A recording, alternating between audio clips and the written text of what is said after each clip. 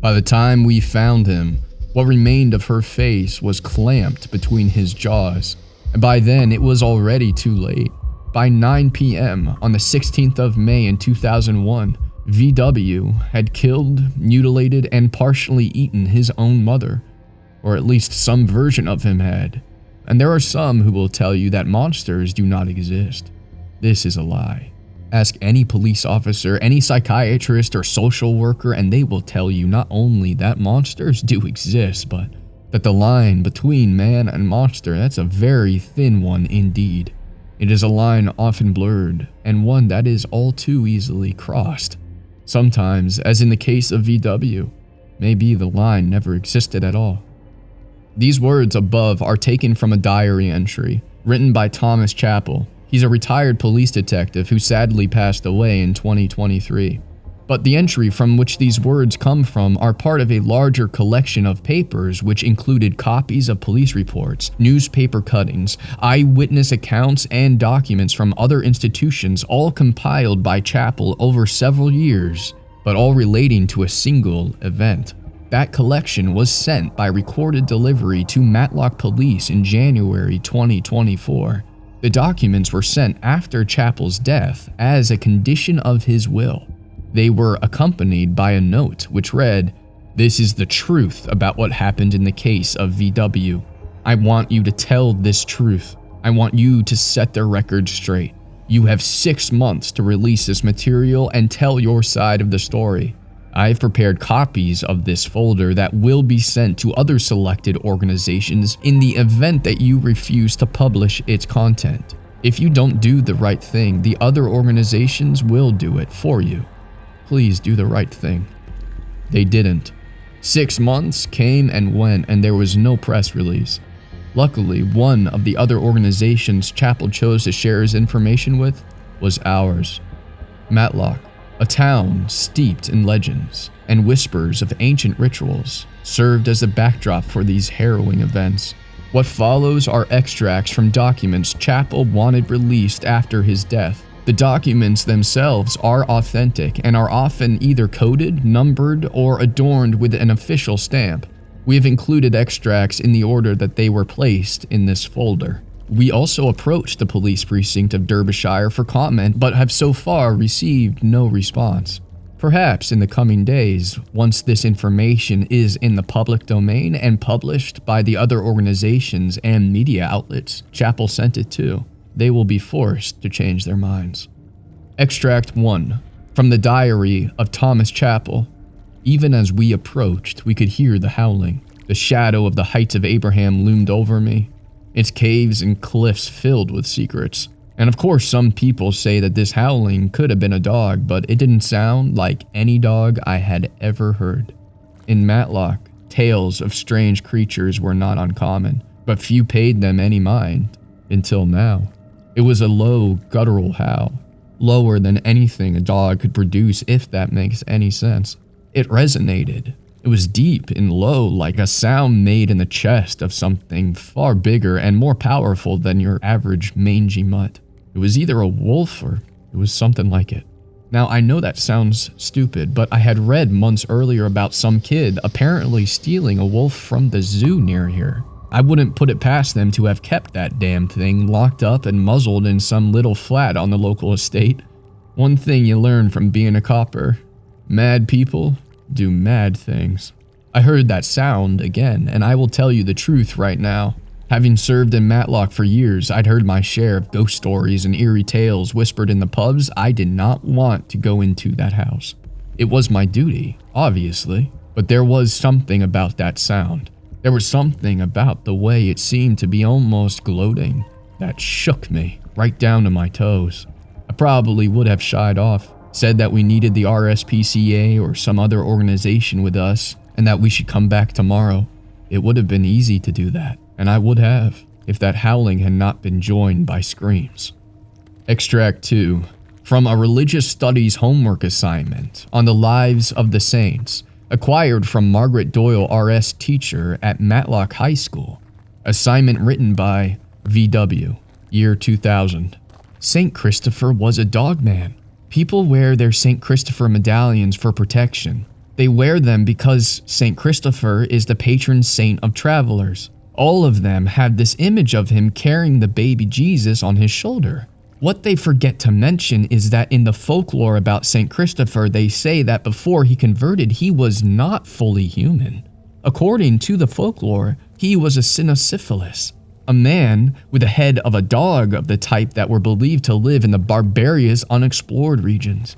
When you look it up on Google, you can see these old paintings and wood carvings of him, St. Christopher, whom millions of people carry as a talisman, standing in his robes and with his cross, with the body of a man and the huge elongated head of a dog like a huge werewolf. Long snout, triangular ears and tiny, beady eyes. A dog man. A wolf. Extract 3 from the Matlock Chronicle newspaper, January 2001. Horror on top of horror. Murder girl's grave desecrated.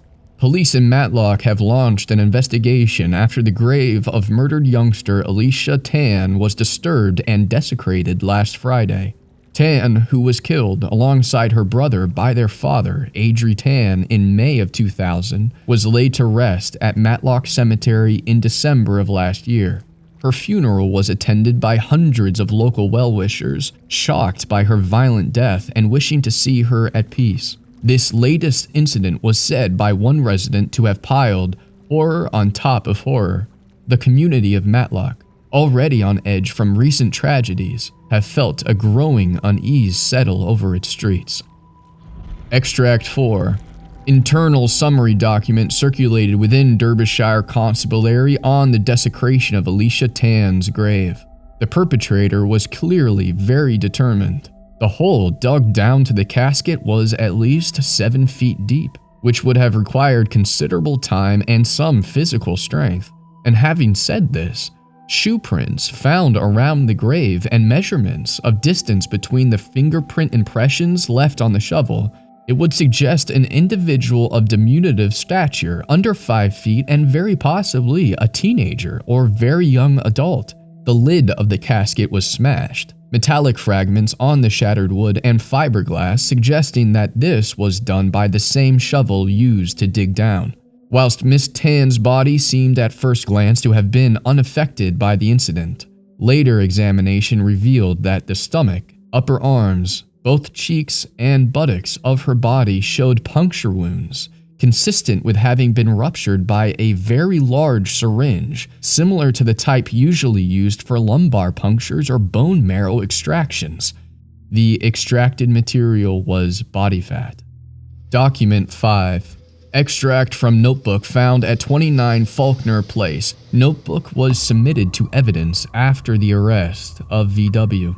The folklore is clear. In the famous 1512 woodcut by Lucas Cranach, a werewolf attack is shown, and you can see this image on Google. The thing pictured is not a creature with canine features, but a man, crawling on all fours through the mauled and ravaged remnants of victims and still carrying a screaming baby in his jaws. In 1604, a French teenager named Jean Grenier was captured and put on trial. He claimed to have killed and eaten over 50 children after having transformed into a wolf by means of ritual, during which he wore the pelt of a slain wolf.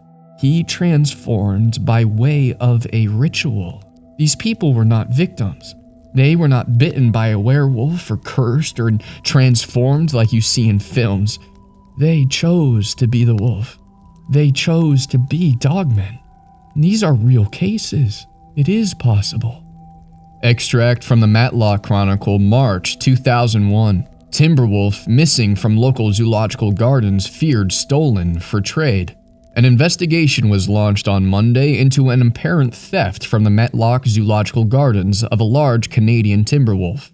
The canine had been one of a pair housed at the historic zoological gardens, a menagerie of exotic animals first put together in the 19th century. The garden is a National Trust site and receives several thousand visitors every year. The zoo, rumored to house more than just exotic animals, has always been a source of whispered speculation among locals. The theft is thought to have been carried out by a lone actor, though it is believed that the animal will likely be sold on to a private collector.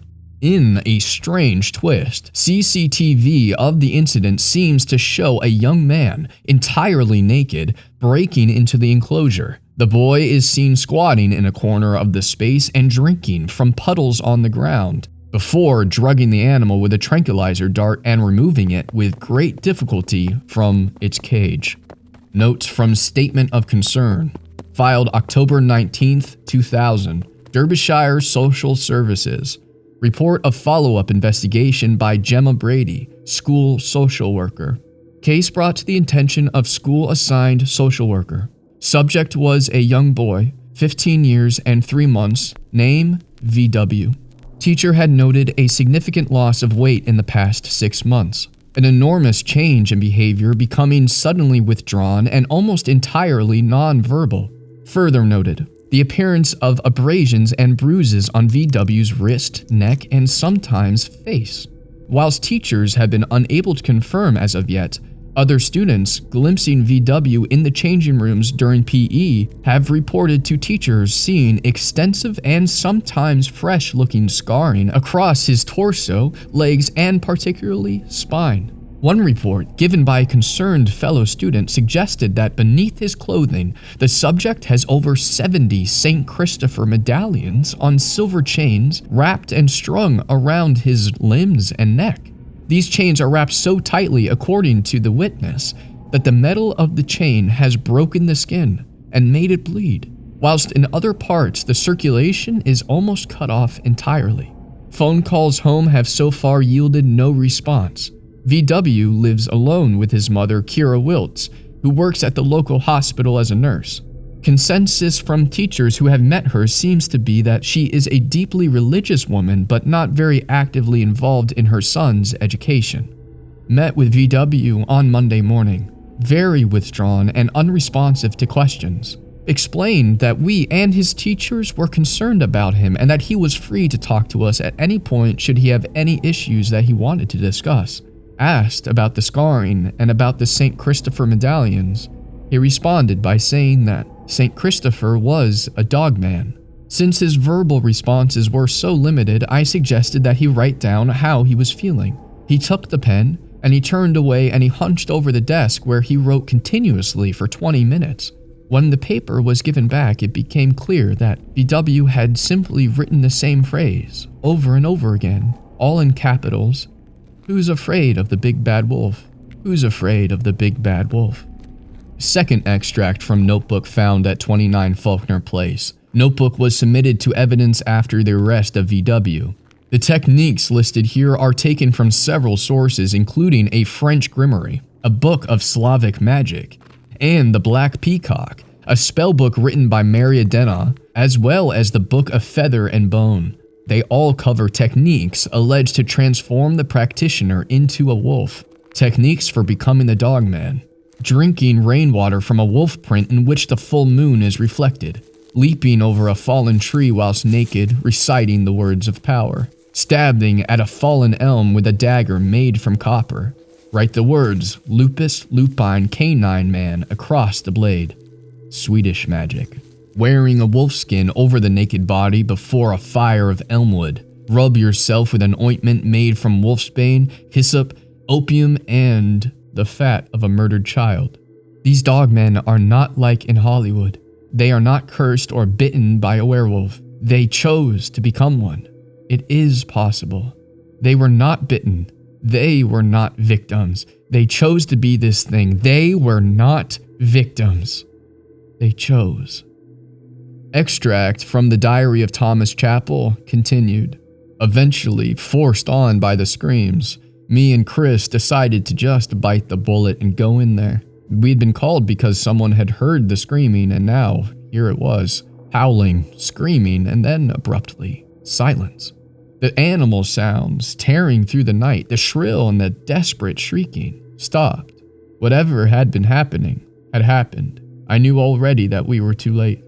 My mates at the precinct had laughed when people had rung in or come and give statements saying that they'd seen a wolf or some big animal running around the town killing sheep and stuff, but I'll tell you right now, standing outside of that house and hearing those sounds snap into silence, we were no longer laughing. Suddenly, the possibility that something could be inside, something with claws and teeth, something that perhaps walked upright, did not seem so far-fetched. The back door was already open.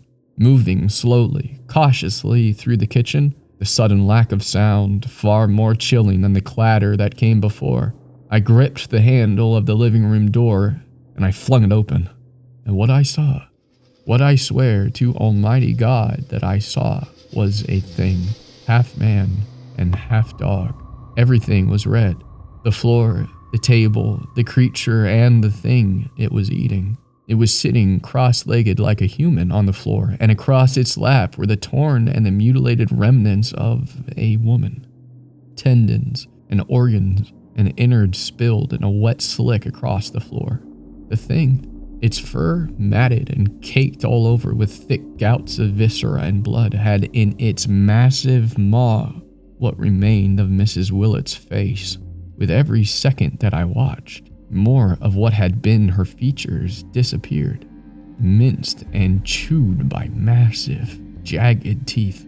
I must have watched for 30 seconds or more, and then Chris tried to squeeze in behind me. I shoved him back, slamming the door and screaming for him to call for backup, an animal incident specialist, and an armed team, though even then I worried that our bullets might not stop that thing. For 22 minutes we waited. Chairs and a heavy kitchen table propped against the door to barricade whatever was in there. We had checked the possible escape routes. The living room had no windows, and no other door than the one we had just closed. Whatever was in there was staying there, in one form or another.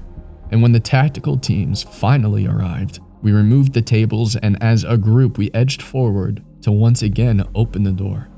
Inside, in the space where the creature had been, there was now only a small, wet tower of meat, gristle, and hair. And in the far corner, curled and hunched so that his face was turned to the wall, was a teenaged boy. He was covered all over in blood as well as some kind of thick grease. He was also naked save for the pelt of a large wolf that he had flung over his head, shoulders, and back. The thing had been badly skinned and prepared, the joints and limbs lumpy and uneven. Looking at him even then, the thing's mouth still full with teeth hung open, dropping over his forehead, I knew that this was not what I had seen. And in the years since, I've been asked many times whether I might have been mistaken, whether what I actually saw was VW wearing a wolfskin and gorging on his mother's body. Surely, people ask, that's the more logical explanation. Surely I must accept that I didn't really see a dogman. And to those people I always respond with a question of my own. Why, if I am so wrong about this, did the crime scene report show that between the body, lying where I had seen it, and the corner where VW was huddled, there were no discernible human tracks, but there was a line of bloody paw prints from one side of the room to the other left by an animal never found or identified. And that wasn't all the crime scene folks found. In that room were syringes, drips, and sterile medical instruments, anesthetics and ligatures to strap a patient down, all used. Examination of VW after his arrest showed that he was massively scarred, both outside and inside. He had undergone over 24 unnecessary surgeries and possibly hundreds of medical procedures of which there is no official record. Most likely because they were carried out by his mother, against his will, in the family home. It was like her hobby, and he was the test subject. No wonder then that he searched for a way anyway to stop being the victim and to be powerful and strong and violent. That idea that VW somehow turned himself into a beast is far-fetched, but it is arguably no more miraculous than him having gone through that ordeal in a non-sterile environment without having died of infection. He went on hunger strike after his arrest, and he died in prison before ever standing trial. He is painted as a human monster, but there is more to this story that needs to be told. People also ask me if I really believe that VW made himself into a monster. That answer is complicated. I do believe that I saw what I saw, meaning that he must have found a way to transform himself. having said that, I don't think that he was responsible for turning himself into a monster. That job had been completed many years earlier by his mother. For more scary horror stories, please subscribe.